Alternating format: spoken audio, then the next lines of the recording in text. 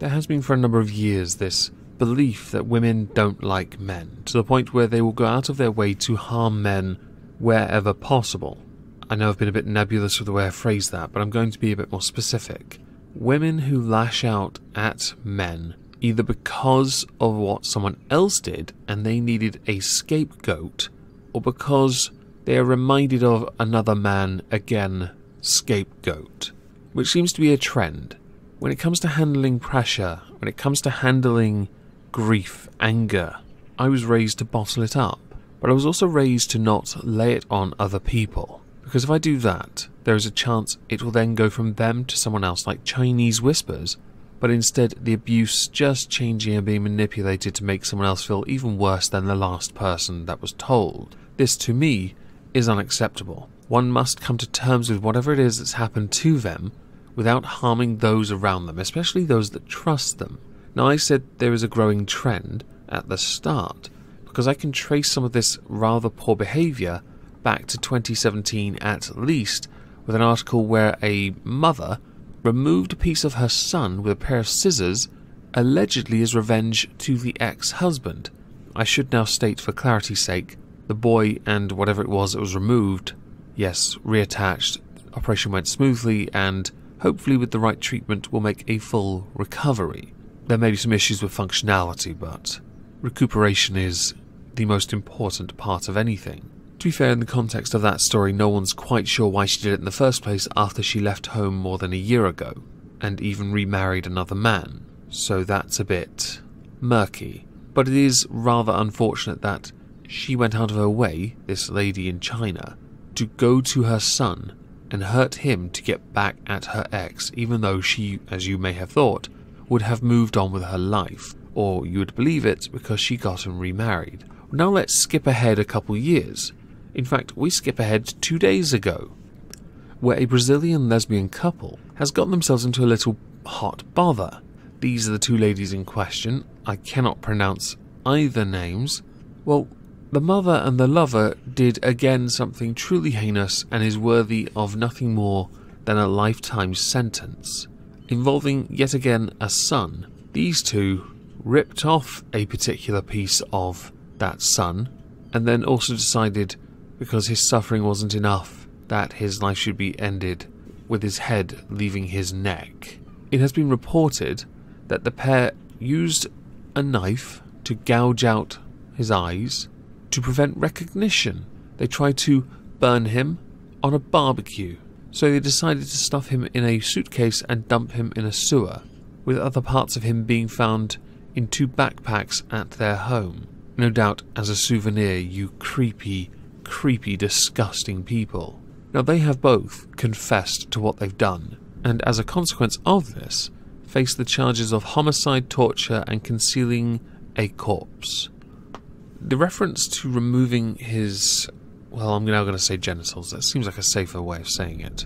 It's actually something they did a year ago, during a homemade surgery, where they used rudimentary toys because they wanted the son to become a girl, where they removed the offensive material and sewed an improvised version of the female organ onto the mutilated area, with the mother saying that the son was a burden and a hindrance to her relationship with her lesbian partner, where she also felt hatred and no love because he reminded her of her father who abused her, as if that is in any way an excuse. I feel like this concept of what happens when you become a parent is utterly lost on some truly selfish people. We had it last week with the mother who went out drinking and fell asleep on her child, and this week we have it with a mother who didn't even feel love for her kid to begin with, and upon having a son just grew to hate him, to the point where she decided to mutilate, torture and murder him because he reminded her of her father, which is in no way a valid excuse. You are aware that a kid isn't a hindrance, a kid is a privilege, an honour. The whole purpose of having a kid is so that you and your loved one bring life into this world, and that is something you unconditionally love. They are your next generation, they are your successor. You don't then, because of parental privilege, go out of your way to harm a child. But you did. You put your selfish needs above all else. And yes, I will admit, if you had been abused by your father, that was heinous and horrific. but you don't then lash out at somebody else, an innocent no less, and think that that is in some way valid. For me, the only option for you is life without parole. Both of you. You mutilated a living being. He had no autonomy, he had no choice. He got no say in it, and no doubt suffered the remaining year of his life before you ended it. That kid undoubtedly would have trusted you. That kid loved you. He would not have known, because he would not have been old enough to understand that what he was experiencing was wrong, and what you were doing to him should carry a heavy sentence, because this shows it was premeditated, it shows it was going on for a long time, and that is unacceptable. Rather unfortunately, the father of the son, who lives a distance away, told the officers that the mother ran away with the boy 5 years ago when he lost custody. She then went to live with her lover and that person's daughter, who has since been put into care, which is the best thing that could happen to her. Part of me would like to question why the son did not stay with the father in the first place, whether or not it was because the mother showed that she was not an abusive partner at the time, or because go to mother 'cause caregiver, or, and there's obviously the third option, that the father was not able to give him what he needed, which in hindsight would have been a damn sight better than what she provided, really. To me, and as far as I'm concerned, this entire case reeks of selfishness, and with it, the suffering of somebody who did not deserve it. This trend has cropped up on more than one occasion. If I could find the article, I'd show you the one of the mother who went into a fast food bathroom in an attempt to remove her son's genitals because she also wanted him to be a boy.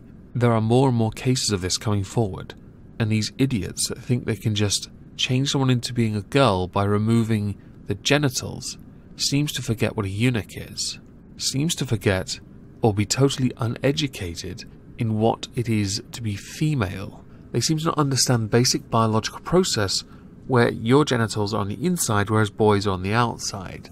This seems to be lost on many people who either lack the education or are just too angry at the world to really think about it.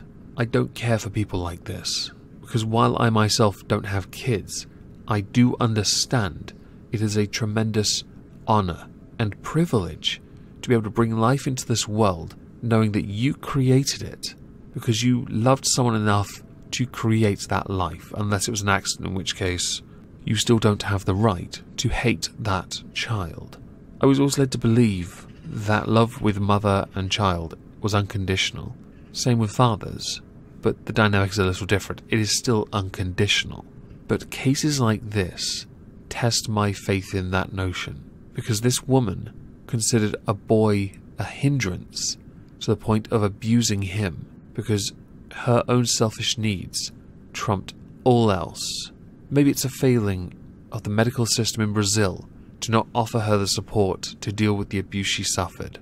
Maybe she wasn't proactive enough at handling it herself. The fact is, the line has now been crossed, and there is no way she gets out of this one.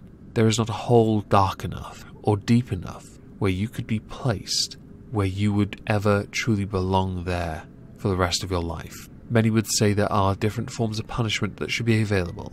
I say life in an ISO cube without the possibility of parole, possibly spending a significant chunk of that doing hard labour, because why on earth should you be allowed to sit in a cell slowly decaying when you could actually do something that might benefit others? Which was the whole point of being a parent, wasn't it?